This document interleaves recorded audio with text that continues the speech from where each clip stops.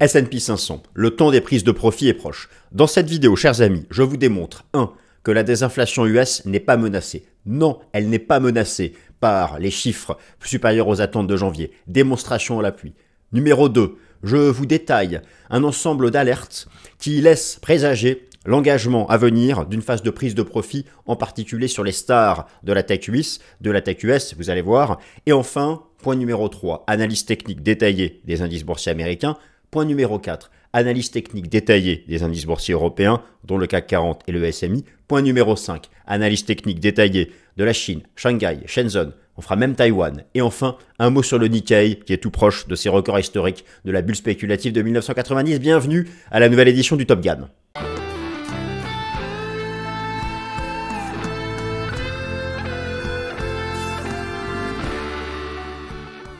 Alors, chers amis, je suis donc ravi de vous retrouver. Je viens de vous donner le plan. Je vous affiche ici davantage de détails. Alors, on va faire quelque chose d'assez consistant, comme d'habitude. Vous savez, il y a eu la semaine dernière, alors le plan est sous vos yeux, la semaine dernière, les chiffres de l'inflation en janvier, de l'inflation de la consommation selon le CPI, sont ressortis supérieurs aux attentes. Il y a eu une séance de baisse sur le S&P 500 qui a repayé tout de suite. Bon, après, on sait ce qui s'est passé en fin de semaine. Très bien. Mais rassurez-vous, les amis, l'inflation est déjà vaincue. J'ai fait une vidéo sur ce sujet il n'y a pas longtemps. Je confirme, je signe. Tous les indicateurs d'inflation nous disent que ce rebond-là de janvier, qui n'était même pas un rebond, puisque l'inflation est ressortie supérieure aux attentes, mais elle continue de baisser, mais moins que prévu. Par contre, l'inflation sous-jacente est restée à 3,9, selon le CPI. À cause de quoi? À cause d'une hausse plus forte que prévue de la composante immobilier, notamment loyer, et inflation des services. Les loyers, c'est du bullshit. Les données, là, dans l'indice d'inflation officielle des loyers, c'est les loyers d'il y a 8 ou 9 mois. Or là, lorsque vous faites le tour d'horizon des sites internet immobiliers, lorsque vous interrogez même les agences immobilières, les loyers sont déjà en baisse. Il y a toujours un décalage de plusieurs mois. Je vais vous montrer tout à l'heure une super courbe qui compare les loyers en temps réel avec ce qui se passe avec les indices d'inflation officiels. Donc moi, je sais que de toute façon, dans 6 mois, la dimension immobilière est en baisse. C'est garanti, c'est certain. Bon, il n'y a pas que ça, donc on va regarder les autres composantes. Donc moi, je ne m'inquiète pas. Alors, S&P 500, oui, il a fait de nouveaux records historiques avec une extension au-dessus des 5050 points, très bien. Bon, voilà, moi je pense quand même qu'il y a un certain nombre de divergences. Vous savez, un marché ne monte pas en ligne droite. Il y a toujours une alternance d'impulsion et de phase de pause. Ça peut parfois durer plusieurs semaines. Je pense que c'est ça qui est proche et je vais le démontrer. Et je vais être précis à court terme. En fait, partout, nous avons des vaccins. Rappelez-vous, cette vaccin dont je parle, moi, depuis des mois. Sauf qu'elle est en extension. Elle a dépassé les objectifs théoriques usuels. Mais il en reste un. Le plus important d'entre eux. Qui est pas loin. Donc je vais reprendre ça sur le SP500, sur le Nasdaq. On va faire des actions US. On fait plein de choses. Et d'ailleurs, comme on fait plein de choses, bah écoutez, je vous propose, on ne perd pas davantage de temps. Donc le plan, il est à nouveau affiché ici sous vos yeux. Et puis donc voilà, première partie, moi je me réinstalle tranquillou. Alors on commence, donc oui, je commence par une partie fondamentale, mais franchement, croyez, ça va pas être chiant, parce que vraiment je veux insister sur ce sujet. L'inflation US CPI supérieure aux attentes n'est pas un souci, car c'est provisoire, et je le dis, point final, et je le démontre. Donc, tout d'abord, en haut à droite, vous avez donc la représentation graphique du CPI aux États-Unis. Alors, ici en version nominale, ici en version sous-jacente, là vous avez la composante immobilière et services, qui est effectivement très élevée. Et donc, voilà ce qui a stressé le marché la semaine dernière. Là, je vous ai refait une synthèse de ces chiffres de l'inflation. Donc, le PCE, d'ailleurs, qui est l'indice favori de la Fed, lui, il est plus en zone d'alerte rouge, il est presque à 2, et les indicateurs avancés nous disent qu'il sera à 2 dans 3 mois. Voilà. Le CPI, lui, est dans zone d'alerte rouge. Et encore une fois, c'est à cause du poids de l'immobilier. Je vous renvoie vers le Top Gun de la semaine dernière. Il y a dans le calcul du CPI 40% d'immobilier. Et donc, alors, qu'est-ce qui s'est passé la semaine dernière? Eh bien, regardez ce qui s'est passé, je vous l'affiche. Ici, voilà ce que nous avons eu. Nous avons eu ça. Nous avons eu ça, c'est-à-dire un rebond, cette fois-ci, je parle en rythme mensuel. Un rebond inattendu, de quoi? Alors, tous les détails sont expliqués ici. Bon, je vais le lire. Les prix à la consommation de base aux États-Unis, donc en excluant les éléments volatiles, c'est l'inflation core, ont accéléré en janvier de manière complètement inattendue, et cela a été attribué à une accélération des coûts du logement et des services de transport. Pour les coûts du logement, c'est du bullshit, c'est provisoire. Alors certains ont même pensé qu'il y avait une erreur. Mais il n'y a pas eu d'erreur. Non, c'est juste provisoire. Car ce rebond du prix des loyers en janvier, c'est le rebond observé il y a 8 ou 9 mois.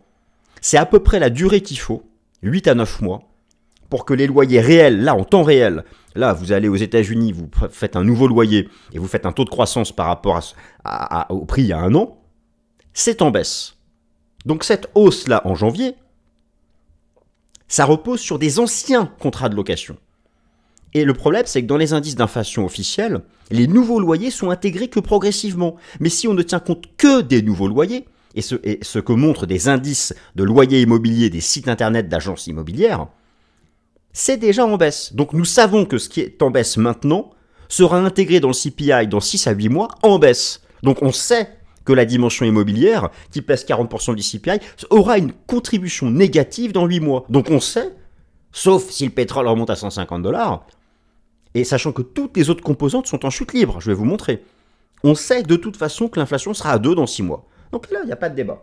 Sauf fait exceptionnel, bien sûr, oui, la mer Rouge, le canal de Suez, la guerre, la Troisième Guerre mondiale, les bombes nucléaires. Ok, d'accord, dans ces cas-là, c'est bon, on ne fait plus rien, on cache de l'or dans ses murs. Et voilà, moi je ne me lève pas chaque matin en racontant que c'est la fin du monde, comme un certain nombre de personnes en font leur business. Bon, donc, alors, je vous montre la dimension appareil, chute libre.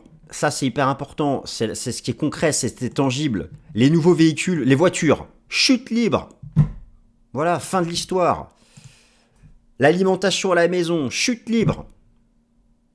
Bon, alors par contre, oui, immobilier et services, c'est pas la chute libre. Alors, qu'est-ce qui se passe? Là aussi, je vais vous expliquer pourquoi je ne m'inquiète pas. Ceci ne remet pas en cause la désinflation, ça la retarde. Alors, par contre, j'admets quand même qu'il y a une difficulté sur l'inflation des services. Cette inflation des services, il y a une difficulté, elle est encore à 5,4, elle ne baisse pas assez vite, ce n'est pas une surprise, car comme j'avais pu vous le montrer, en janvier, il y a eu une réaccélération du secteur des services aux États-Unis. Ici donc, selon Markit, et on peut regarder aussi... Nous pouvons aussi le regarder selon l'ISM, oui. J'arrive bientôt avec les graphiques intéressants sur l'immobilier. Donc ça, d'accord, ça je vous l'accorde, il y a un souci quand même sur l'immobilier, sur les services. Mais ces services ne représentent pas non plus un poids écrasant dans les indices d'inflation. C'est surtout la partie immobilière qui a fait le rebond de janvier, là. Et comme on sait que c'est du bullshit, parce qu'en fait c'est les données d'il y a 8 mois, voilà, bon. Donc c'est pas un souci, parce que plus la Fed tarde à pivoter, plus les conditions monétaires restent restrictives longtemps, et là on ne parle pas de pivot de la Fed maintenant avant juin ou juillet. De toute façon, ça finira par briser l'élan des services. Cela ne peut pas être autrement. Sauf fait exceptionnel, encore une fois. Et moi j'ai une démonstration là, où on reste dans la normalité, dans la moyenne. Les faits exceptionnels sont à côté, on les jette de temps en temps, mais ils sont à côté. Mais c'est pas le sujet, là je ne les intègre pas à la démonstration. Donc, ok, c'est très bien, mais voilà, c'est ça que je voulais vous montrer, les conditions. Là, regardez un peu, le taux de la Fed, ça fait plusieurs mois consécutifs qu'il est à 5,5, plus le temps passe, plus ça joue contre l'inflation des services. Le taux réel est aussi positif, c'est-à-dire, tant qu'on est au-dessus de zéro, plus on reste au-dessus de zéro longtemps, plus ça broiera toutes les pressions inflationnistes.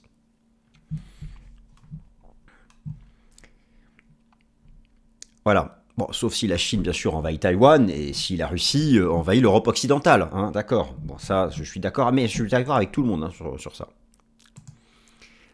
Plus important, c'est là où j'arrive et c'est là où j'ai ma conviction. Et j'arrête l'ironie. Le maintien, alors, il y a eu un problème d'inflation des loyers. Le maintien d'une inflation des loyers immobiliers élevée, je pense que c'est provisoire et j'ai une certitude à 100%. Pourquoi? Car le CPI intègre avec retard les loyers. Je vous montre un graphique. hyper intéressant. Regardez-le, ce graphique, il est là. Vous avez là un graphique qui compare en bleu et en jaune l'inflation immobilière officielle, des indices d'inflation. Et en orange, l'inflation immobilière réelle, basée sur les prix des nouveaux loyers reportés par les gros sites d'annonces immobilières. Qu'est-ce que vous constatez? Que les indices, regardez, il y a eu une explosion des loyers, ça c'est la vague inflationniste, et avec retard, l'inflation officielle les a intégrés. Là, vous avez maintenant un effondrement de l'inflation des loyers. D'ailleurs, regardez la courbe orange, on est revenu au niveau d'avant l'inflation Covid, post-Covid.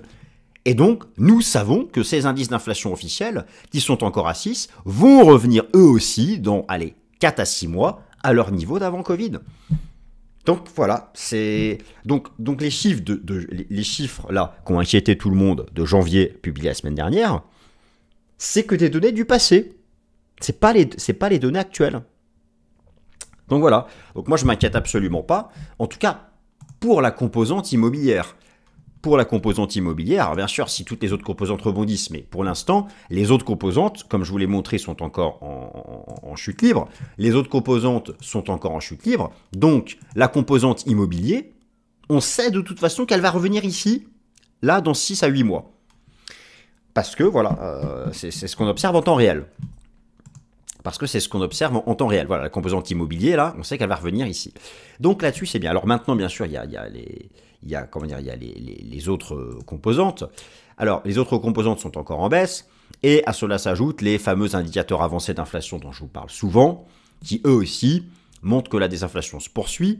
Donc, vous avez Trueflation, Inflation Nowcasting et surtout le prix des matières premières agricoles, mais aussi du gaz naturel et du pétrole. Donc, je vais vous montrer ça. Tout d'abord, Inflation Nowcasting nous dit toujours que nous aurons un PCE à 2,24, c'est presque 2 dans les chiffres de février, première chose. Trueflation nous dit qu'on est à 1,42. Et d'ailleurs, si vous regardez la composante immobilier de Trueflation, oui, on est à 3,76. On n'est pas à 6, on est à 3,76. Parce que Trueflation, c'est comme le graphique que je vous ai montré juste avant, c'est les données en temps réel. Donc on sait déjà que la composante immobilière, là, qui est au-dessus de 6 dans l'inflation officielle, et qui a stressé tout le monde, en fait, on sait que dans les faits, elle est qu'à 3. Mais que ce 3, il sera effectif dans l'inflation officielle que dans 6 à 8 mois. Vous comprenez la logique? Alors après, pourquoi est-ce que le CPI est calculé comme ça? Pourquoi est-ce que le CPI tient compte des contrats de location en cours et pas que des nouveaux? Ça, eh bien, il faut interroger l'institut qui édite le CPI. Hein. C'est pas de ma faute. Mais voilà, en tout cas, regardez l'inflation alimentaire. Elle est quasiment sous zéro. Elle est à 0,16. Donc il faut arrêter de parler d'inflation. Attention, je ne dis pas qu'on vient au prix d'avant. Donc moi j'ai pas d'inquiétude. Et regardez aussi le prix du maïs. Regardez aussi le prix du blé. Regardez aussi le prix du soja. Ça s'effondre. Regardez aussi le prix du gaz naturel. Et même le pétrole qui reste sous les $80. Bon, il n'y a pas d'inquiétude. Enfin, en tout cas, au stade actuel. Bon, voilà, ça c'était pour la partie inflation. Je ne pensais pas que ça durait aussi longtemps, mais avançons. Alors, revenons quand même au sujet. S&P 500, synthèse des alertes qui prédisent une phase de prise de profit à court terme. Alors là, il y en a un certain nombre que je vais vous lister. Tout d'abord, alors le contrat futur S&P 500 on pourrait bientôt entrer dans une phase de prise de profit après avoir marqué un nouveau record historique. Hein, nous sommes d'accord, voilà, le S&P 500, très bien. Alors, la partie technique, on précise, elle arrive après les phases d'alerte. On est dans une vague 5 qui est en extension. Cette vague 5 va bientôt arriver à son terme. Mais effectivement, elle a dépassé beaucoup d'objectifs théoriques. Mais ça, j'y viens juste après. On va reprendre ça tranquillement. Donc moi, j'estime que nous allons bientôt avoir une pause. Alors, quelle forme elle va prendre? Est-ce que ça va être un flat? Est-ce que ça va être un zigzag? J'en sais rien. Mais je pense que c'est ça qui approche pour un certain nombre de raisons. Tout d'abord, vous avez une divergence entre le rebond des taux d'intérêt du marché et la poursuite de la hausse du S&P 500. Les prises de profit sur le S&P 500 devraient bientôt sanctionner ce rebond des taux. Alors, ce rebond des taux qui, certes, lui aussi, est provisoire. Vous avez mon scénario sur les taux d'intérêt que je vous ai proposé la semaine dernière. Et donc, effectivement, lorsque vous regardez, voilà, il y a de longue date, donc là, je vous ai mis le taux d'intérêt à 2 ans américain en bleu et en rouge le taux à 10 ans. Il y a une corrélation inversée assez nette entre la tendance des taux nominaux et le S&P 500. Et là, donc, il y a une divergence, puisque les trois quarts de la poussée depuis les 4200 points avaient été bien portés par le repli des taux d'intérêt du marché. Là, on a un rebond technique, un rebond provisoire des taux d'intérêt du marché, lié à quoi? Au fait qu'il y a un report dans le temps des anticipations de pivot de la Fed. Ce n'est plus attendu avant la réunion de juin ou de juillet, hein, donc clairement pour le mois de mars, sauf explosion du chômage, ça devient extrêmement peu probable. Donc je pense qu'à un moment ou à un autre, cette remontée des taux du marché va se répercuter sur l'indice S&P 500. Je continue sur les alertes. Une multitude de divergences baissières primo-momentum se sont formées sur l'horizon de temps journalier. Je vous rappelle que les divergences baissières ne disent pas que le marché va baisser. Ils nous disent qu'en tendance haussière, le marché peut soit monter moins vite, soit faire un trading range, soit corriger. Mais c'est une alerte qui invite à regarder les signaux qui sont donnés par les prix. Et ce sont les signaux donnés par les prix qui nous disent si c'est une hausse moins rapide, un trading range ou une correction. Et quand il n'y a pas de divergence, on ne se prend pas la tête, on reste à l'achat, pas d'alerte. Bon, là, il y en a et elles se multiplient. Donc ça, c'est donc une première chose que je vais vous illustrer tout de suite. Donc sur l'horizon de temps journalier, effectivement, nous avons... Alors la divergence, là vous avez le contrat futur S&P 500 en journalier. Nous avons tout d'abord une belle divergence de RSI, hein, qui rappelle un peu d'ailleurs celle qu'on avait eue ici en juillet. Vous avez ici, plus intéressant, vous avez l'écart relatif à la moyenne mobile à 50 jours. La moyenne mobile à 50 jours qui est ici. Et effectivement, là c'est assez net, puisque voilà, le marché a d'ailleurs été 8% au-dessus de sa MM50, c'est une zone résistante, il y a une belle div, ça nous annonce un retour à la moyenne. Alors c'est-à-dire que c'est soit le prix qui y revient, soit la moyenne mobile qui y monte, soit le prix qui y va et la moyenne mobile qui monte, voilà, c'est l'un ou l'autre. Mais en tout cas, on ne va pas pouvoir s'écarter encore davantage de celle-là trop longtemps. Ça, c'est une première chose. Et puis, vous avez aussi une divergence de MACD. Donc, ça, c'est quand même quelque chose à noter qui rappelle la situation ici de fin juillet 2023. Quatrième alerte, les troupes ne suivent pas les généraux. C'est-à-dire que la profondeur du marché est faible. En gros, vous avez une forte divergence entre le S&P 500, le Dow et le Nasdaq 100, et d'autre part le Russell 2000 et le Russell 3000. En gros, je vous l'ai déjà expliqué, les nouveaux records du S&P 500, ça s'est fait sur 10 valeurs. Même moins en fait, et les Magnificent 7, et même en fait encore moins les 4 fantastiques, hein, parce que Tesla n'a pas trop contribué. Donc vous retirez ces valeurs, il n'y a pas de nouveau record historique.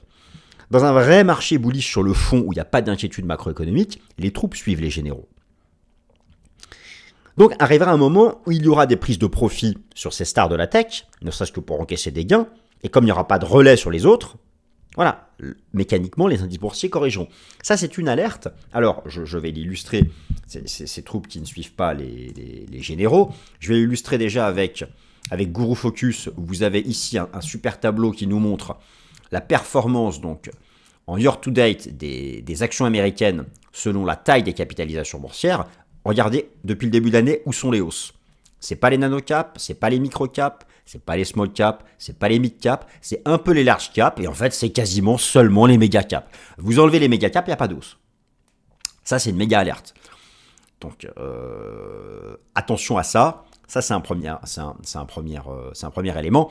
Ensuite, les différents indices boursiers, c'est dans la partie d'après, où je vais être précis sur la partie technique.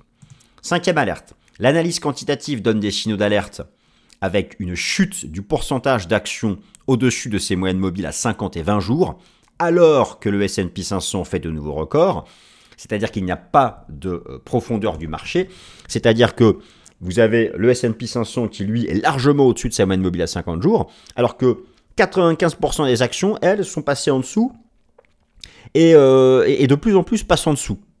Il n'y a pas de profondeur du marché. Ça illustre aussi ce que je montrais avant, cet adage, hein, les troupes ne suivent pas les généraux. Donc ça, j'illustre mon propos tout de suite avec donc effectivement le S&P 500 qui a poussé davantage la semaine dernière. Et donc, lorsque vous regardez voilà, le pourcentage d'actions du S&P 500 au-dessus de sa moyenne mobile à 50 jours, nous sommes en correction depuis quasiment mi-janvier. Et ça va revenir ici. Ça aussi, c'est précurseur d'une phase de pause qui pourrait rappeler un peu la phase de pause qu'on avait eue en septembre-octobre dernier. Alors, sur le S&P 500, alors jusqu'à quel niveau le marché ira avant d'entrer dans cette phase de pause, c'est pas loin. Après, je ne peux pas donner avec précision, c'est pas loin. Il faut attendre la semaine de rupture, la session de rupture. Ça, c'est important à noter. Nouvelle alerte. Alors, depuis 2 semaines, vous avez le... Alors, c'est une alerte, oui et non. C'est le sentiment des traders particuliers. Là, je dois reconnaître que, effectivement, depuis 2 semaines, vous aviez un réservoir des acheteurs qui était quand même sacrément bien rempli. Et il s'est un peu vidé la semaine dernière avec une remontée du pourcentage de short. Donc, c'est une alerte orange. Ça montre quand même qu'il y a du ressort, il y a de l'élan. Il n'y a pas là... On est dans zone haute. 42%, c'est au-dessus de la moyenne historique. Mais effectivement, ça s'est un peu dégonflé. Mais il est quand même pas loin d'être rempli. Donc attention, c'est une alerte orange, on va dire, ici. Pas une alerte rouge. Alors bien sûr, les leaders de la tech US et la valorisation sont d'autres alertes. Ça, j'ai fait un Top Gun dessus il y a 2 semaines pour vous montrer que, alors le marché, par exemple, si vous regardez le P/E Shiller, le P/E Shiller depuis 10 ans est maintenant à 34 sur le P/E Shiller du S&P 500. On est au-dessus de 1 écart type de la moyenne sur 10 ans. Sur 5 ans, on arrive à 1 écart type au-dessus de la moyenne. Et effectivement, voilà, un P/E Shiller à 34, c'est très élevé. Le P/E Shiller que le marché a atteint ici à 38-39, c'était la bulle spéculative des taux zéro. Là, c'est quand même une sacrée alerte. Vous avez aussi cette belle infographie qu'a préparé FactSet avec le P/E forward du S&P 500 qui atteint les 20. C'est un niveau qu'il a dans son existence très rarement atteint. On arrive sur les niveaux de 2000-2001, la bulle spéculative, on arrive sur la bulle des taux zéro, donc on n'est pas encore, mais on n'est pas loin. Donc voilà, et là vous avez aussi le P/E forward de tous les secteurs comparé à la moyenne sur 25 ans qui est en jaune. Quasiment tous les secteurs du S&P 500 en termes de valorisation sont au-dessus de leur moyenne sur 25 ans. Donc ça, c'est quand même pas rien et c'est à noter. Et à cela s'ajoute donc, vous avez sur ces fameuses stars de la tech, vous savez, la première capitalisation boursière mondiale, c'est Microsoft. C'est la première capitalisation boursière mondiale, maintenant ça pèse 3200 milliards de dollars. Là aussi, le marché dans sa VAC 5, c'est la dernière. On est en surachat. Il y aura un signal de vente lorsque le RSI ressortira par le bas de sa zone de surachat. Regardez un peu, ça, en termes de structure, ça commence à rappeler ça. Bon, alors la VAC 5, d'ailleurs sur Microsoft, vous avez en alerte, donc attention, vous avez des premières ici, divergences baissières. Alors c'est sur l'horizon de temps journalier, prix momentum. Microsoft, ça fait quand même une grosse partie maintenant du S&P 500. Et puis même, je peux regarder par exemple l'objectif théorique. Alors l'objectif théorique de la VAC 5 en prenant le bas de la 1 au top de la 3, au bas de la 4 et en faisant le 0,618. Une des cibles théoriques majeures a été faite. Alors oui, je sais, ça peut être en extension. Vous savez au pire du pire, une 5, ça peut faire une fois de la 1 à la 3. Ça pourrait faire une fois de la 1 à la 3, mais bon là... Non, moi je dis non, on va d'abord marquer une pause. Donc partout, on a une VAC 5 qui est au-delà des objectifs usuels. Donc voilà, il faut savoir raison garder, je pense, à un moment ou à un autre. Voilà. Donc voilà, ça c'est pour l'ensemble des signaux d'alerte. Alors maintenant, je vais passer à l'analyse technique des indices US. Ensuite, on se fait l'Europe, et ensuite on se fait la Chine, le Japon, et on se fait ça tranquillou. Donc S&P 500, Nice Composite. Microsoft, Nvidia, Microsoft, on a déjà vu. Bon alors, pour le S&P 500, je ne vous refais pas toute la totale de la semaine dernière, mais en gros, soit le marché, je vais dégager l'Ishimoku, soit le marché est dans une structure en flat, ABC, donc ce qui peut être ici un expanded, un running flat ou un expanded flat, voilà, on a cette première hypothèse. Il n'y a pas de divergence en mensuel. Regardez, les fins de hausse, c'est vraiment quand il y a des grosses divergences mensuelles. Donc encore une fois, là, je vous parle de prise de profit à court terme. Soyons clairs, je parle de prise de profit à court terme. C'est vrai que sur l'horizon de temps mensuel, il n'y a pas de div. Alors, même dans ce scénario-là, avoir un expanded flat ou un running flat, on a une vague B qui va chercher entre 1,23,6 et 1,38 de la A. Ce qui donne entre 5100 et 5300. Bon, ok, très bien. Bon. En tout cas, on a une première target ici Les 5100, de cette point de vue-là, seront quand même un mur difficilement franchissable dans l'immédiat. Bon, et vous avez, et dans l'autre scénario, en fait, d'un nouveau grand marché haussier, et on aurait fait les 5 premiers temps, eh bien, nous sommes dans la vague 5. J'ai remis ici donc une extension de Fibo du bas de la 1 au top de la 3 au bas de la 4. Bon, la cible théorique usuelle la plus importante a été faite. On pourrait éventuellement faire, car effectivement, alors ça c'est assez rare, mais on peut avoir une 5 qui ferait une fois de la 1 à la 3. Une fois de la 1 à la 3, sachant que c'est quand même un scénario archi rare. Le plus usuel est d'avoir une vague 5 qui fasse 0,618 du bas de la 1 au top de la 3. Mais si on fait une fois, là, alors là, ça donne les 5003. Bon, ça sera peut-être la cible à horizon 12 mois, j'en sais rien, mais moi je vous parle du court terme. Je regardais, je peux prendre aussi une extension de la vague 3, une extension de la vague 3 qui est quand même sacrément costaud ici, au bas de la 4, et bon, bah là, voilà, on est déjà au-delà d'une fois la 3, donc bon, on est partout sur une vague 5 en surextension, donc voilà, il faut être prudent, au stade actuel. Il faut être prudent, franchement, tout ce qui est au-dessus des 5050, 5100, ça me paraît quand même de quoi être capable de déclencher une phase de prise de profit. Vous savez, c'est la même chose sur le Nasdaq 100, c'est la même chose sur le Nasdaq Composite. Attendez, je vous montre par exemple le Nasdaq Composite. Nous sommes aussi dans cette 5e vague. Avec l'objectif le plus usuel qui a été fait. Je peux par exemple, je peux faire autre chose, je peux projeter l'amplitude de la 3 au bas de la 4. Bon, en général, c'est 0,68. Partout, en fait, ça a été fait. Donc là aussi, nous sommes sur des vagues 5 en extension. Nous sommes proches de la fin. Alors par contre, un autre graphique qui est très intéressant, regardez, c'est le Nice Composite. C'est toutes les actions américaines, c'est la totale. C'est tout, il y a tout. Bah, regardez où est-ce qu'on est revenu.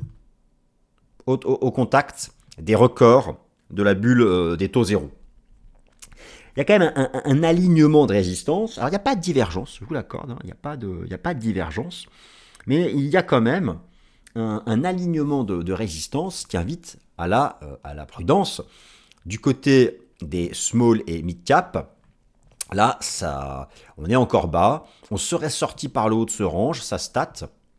D'ailleurs, en Ishimoku hebdomadaire, je relevais que c'est intéressant, hein, on se libère de résistance. Bon, c'est vrai que le Russell 2000, peut-être que les small et les mid cap vont rattraper leur retard sur les stars de la tech. Là, j'aurais tendance à me dire qu'il y a du potentiel encore, à la différence du S&P 500. Oui, alors Microsoft, Nvidia, je vous en ai parlé tout à l'heure de Microsoft. Nvidia, c'est la même chose. Le marché est dans sa vague 5. Et alors là, regardez ce qu'on vient de faire. Là, on vient de faire une 5 égale 3. On vient de faire une 5 égale 3 au niveau des 750. C'est des belles cibles. Bon, voilà. Alors, on est complètement suracheté.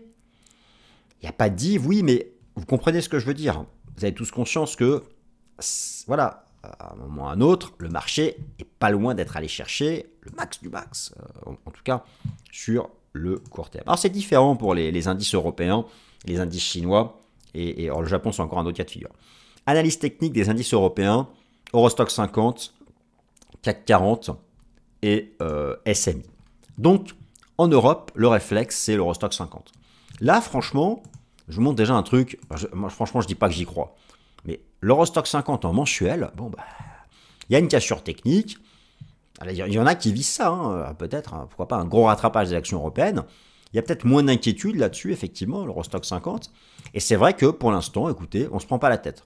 Tant que c'est au-dessus des 4006, l'ancien record de 2007, tant que c'est au-dessus des 4006, c'est bullish. Si on réintègre 4006, c'était un piège et ça va chuter. Donc, que vous tradiez le CAC, le DAX, surveillez les 4006 de Eurostock 50. Et ça va s'appliquer aussi pour le cours du CAC 40. Pour le cours du CAC 40, bon, c'est le niveau des 7004. C'est le niveau des 7004. Voilà. 7004, 7003, 7004, tant qu'on est au-dessus, c'est bullish. Sur les indices européens, là, il n'y a pas de... La situation est un peu différente, avec l'Eurostoxx 50 qui est quand même loin de ses records. Loin de ses records. Alors, pour le SMI, lui, quand est-ce qu'il va se réveiller? Le SMI, bon, vous avez vu, hein, l'inflation s'effondre en Suisse. Est-ce que la faiblesse potentielle du franc que cela pourrait induire ces prochains mois va enfin lui permettre de faire quelque chose? Il y a une résistance que le marché n'arrive pas à faire sauter. Ce sont les 11 264, 11 300. Elle bloque. C'est vraiment... Et puis le SMI, de toute façon, le SMI, c'est Roche, c'est Nestlé. Et partout, je regarde Roche par exemple, on arrive en zone basse, il y a un début de divergence. Je regarde Nestlé, il y a un début de divergence. Il faut aussi regarder Novartis. Il faut aussi regarder Novartis. La petite Novartis, elle est là. Bon, alors là, elle a plutôt le tapé ici, le point haut, elle est plutôt en correction. Mais je me dis, l'indice boursier SMI, qui a été bon dernier quand même, ne va-t-il pas tenter un rattrapage avec l'effondrement de l'inflation en Suisse et ce que pourrait faire la Banque nationale? Bon, à voir. La résistance à 11 264, 11 300 n'a pas sauté. Il y a eu une tentative de le faire fin janvier, ça a été un piège. On essaye de s'accrocher à la moyenne mobile à 200 jours. Moi, je dirais que tant qu'on se maintient au-dessus de la moyenne mobile à 200 jours, il y aura des tentatives. Si on refait une cassure comme ça, ce sera la bonne. Mais vous voyez que là, on n'a pas cassé le niveau. Donc surveillez ça. Pour que le SMI puisse retrouver de l'élan, il faut qu'il puisse, sur la base d'une clôture hebdomadaire, faire sauter l'obstacle graphique des 11 265, 11 300 points. Mais de toute façon, le benchmark pour les indices européens, ça reste l'Eurostoxx 50, et c'est bullish tant qu'on est au-dessus des 4610, et si on passe en dessous, non. Je vous rappelle que c'est l'ancien record ici de 2007, donc ce n'est pas rien. Alors, les indices chinois et japonais, alors tout d'abord, alerte à Malibu, non je déconne, alerte rouge sur le Nikkei. Alerte rouge sur le Nikkei, qui est tout proche de rejoindre les records historiques. Ici, c'était une bulle spéculative. Hein. Et d'ailleurs, c'est en grande partie une bulle immobilière et financière qui a plongé le Japon en déflation pendant plusieurs années. Bon, là, c'est quand même... Alors, est-ce que ce ne serait pas le niveau trop évident? Mais ça va, dans le pire des cas, déclencher des prises de profit. Si vous avez profité de la hausse du Nikkei, sachez prendre des bénéfices. Je dis attention. Par contre, il n'y a pas de div, mais on entre en surachat en mensuel. Attention donc, attention à ce niveau du Nikkei, à cette résistance qui est en approche. Alors en Chine, c'est intéressant parce que, alors déjà, vous avez la semaine dernière le nouvel an chinois, donc voilà, ça ne cotait pas. Mais moi, je pense toujours qu'on est en zone basse. Je vous en ai parlé plusieurs fois. Je pense que je suis plus à l'aise de tenter des achats, par exemple, sur la bourse de Shenzhen, sur des niveaux de support comme ça, que sur le S&P 500 qui est tout en haut. Si vous prenez la bourse de Shanghai, on commence à avoir en données hebdomadaires des petites divergences sympathiques. Et vous savez que la semaine dernière, l'indice boursier de Taïwan, alors c'est surtout des valeurs de la tech, a fait un nouveau record historique. Donc il y a des éléments comme ça qui sont à suivre. Moi, j'aurais plutôt tendance à chercher sur la Chine continentale ou sur Hong Kong, Shenzhen, Shanghai, ou même sur Hong Kong, hein, qui est en zone basse, voilà, qui est sur ce support. Et voilà, donc c'est ce marché action chinois, il est à la fois, comment dire, moins cher. Alors clairement, soyez certains, hein, en termes de valorisation, il est complètement moins cher que les indices US. D'ailleurs, même les valeurs de la tech chinoise sont hyper basses à la fois sur le plan technique et sur le plan de la valo. Bon, voilà. Il y a peut-être un trade à faire cette année, hein, jouer le rebond des marchés actions chinois, donc de la Chine continentale, Shenzhen et Shanghai, et puis peut-être s'alléger sur les stars de la tech US, qui ont quand même pas mal performé, et où on est sur cette surextension de vaccins, jusqu'où elle va aller, bon voilà. Voilà, bon, vous avez passé un bon moment? Bah, si c'est le cas, mettez-moi un petit like. Si c'est pas le cas, bah, un petit like quand même, hein, voilà, pour la bienveillance. Merci à toutes et à tous, en tout cas de votre attention, et passez un bon début de semaine. Merci.